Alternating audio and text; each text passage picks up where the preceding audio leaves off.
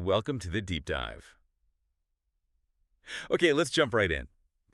We're looking at well, the strange situation in the 2023 NFL season. Specifically, the Kansas City Chiefs. You know, the team everyone expects to dominate. They look kind of average this year.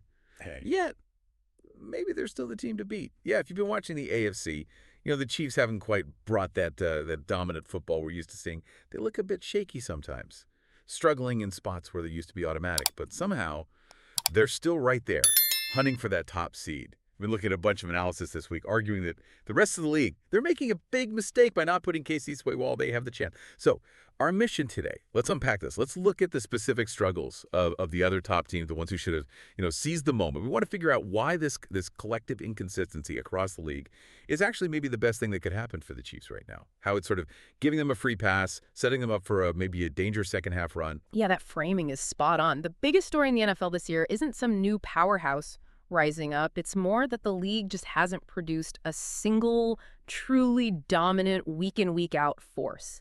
It's kind of weird. Think about the last few weeks. You see a team look great. You think, okay, this is the team. And then bam, they lose the next Sunday. This parity, this inconsistency at the top, that's exactly why the Chiefs get to hang around even with their own obvious flaws. But hang on, is it really a big mistake by the league?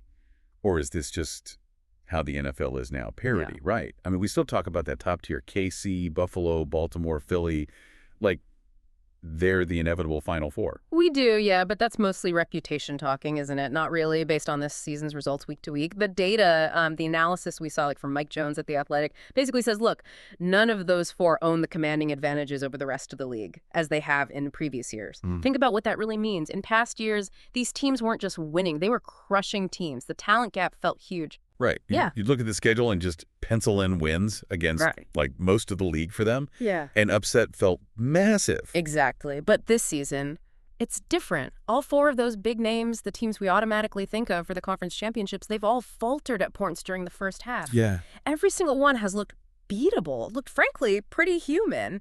Yeah. And that collective inability to just stay dominant, that's why the top feels so fractured. There's a power vacuum.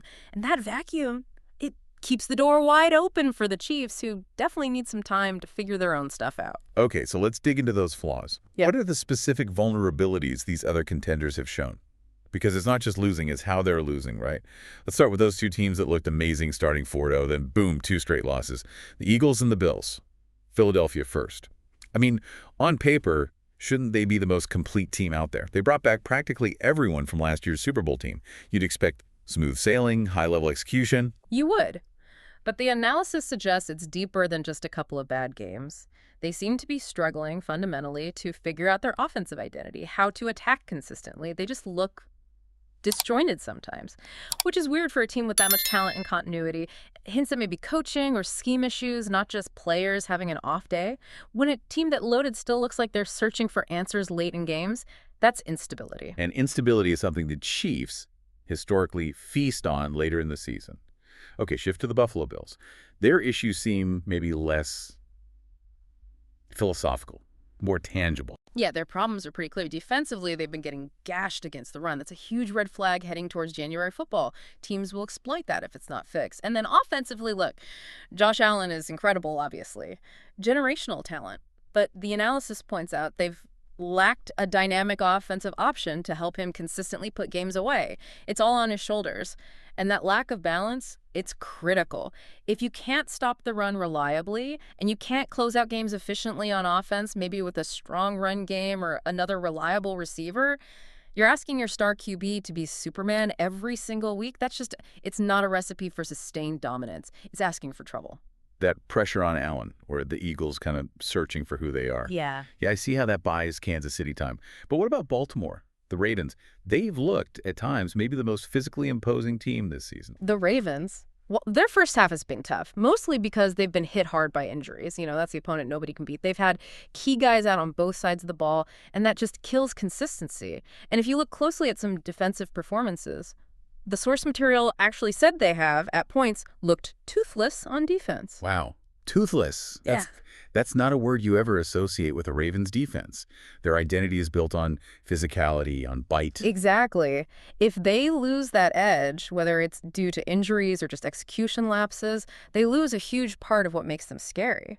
So they haven't had that week-to-week consistency, health-wise or performance-wise, to really stake their claim as the team in the AFC, which again just prevents anyone from really separating from the pack. Okay. We've painted a picture of flawed contenders. Fair enough. But got to be balanced here. Let's swing that mirror back onto the Chiefs because they are flawed too. They did not dominate the first half. They have some pretty significant issues they need to fix during this bye week. And their problems, they're pretty obvious. You see it every week. Issues in the trenches, offensive line, defensive line. That's where the game is won, right? And this ongoing inability to run the ball with the necessary effectiveness. It puts everything, almost the entire offensive burden, right back on Patrick Mahomes again. It does. But, maybe the most telling stat, the most shocking sign of their vulnerability this year, it isn't the run game. It's how they perform when the game is tight. In the clutch, this is where it gets really jarring compared to previous years. We always knew the Chiefs, if the game was close late, they'd find a way. That was their calling card. Composure, execution. This season, gone. Vanished.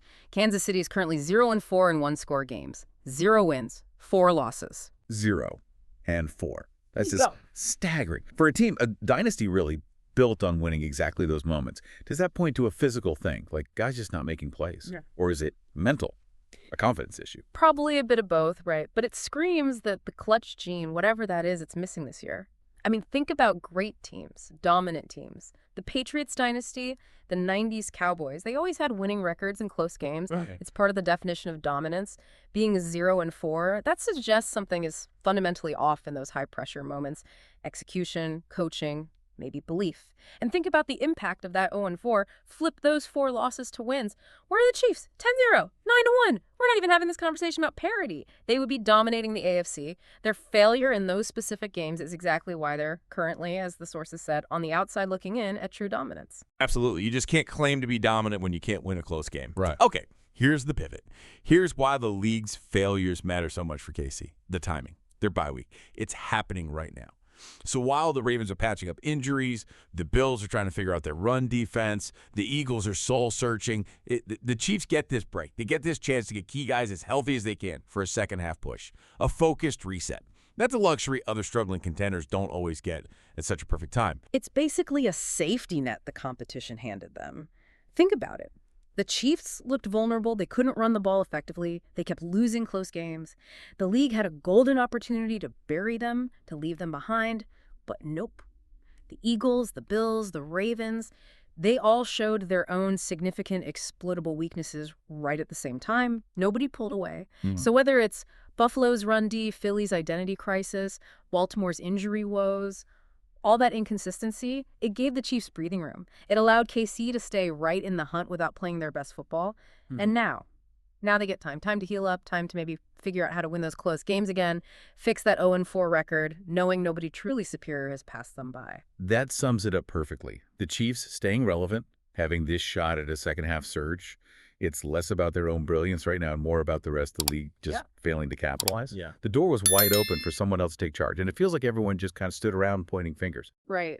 Which leads us to the final thought, something for you, the listener, to chew on as we head into the back half of the season. Given that the Chiefs' most glaring flaw, statistically, is that 0-4 record in close games, what's more important for their turnaround? Is it getting key players physically healthy? Or is it finding that mental edge, that clutch factor, that belief they used to have to flip those one-score losses into wins? Physical health or that psychological execution? Which one has to change for them to start winning those nail-biters again?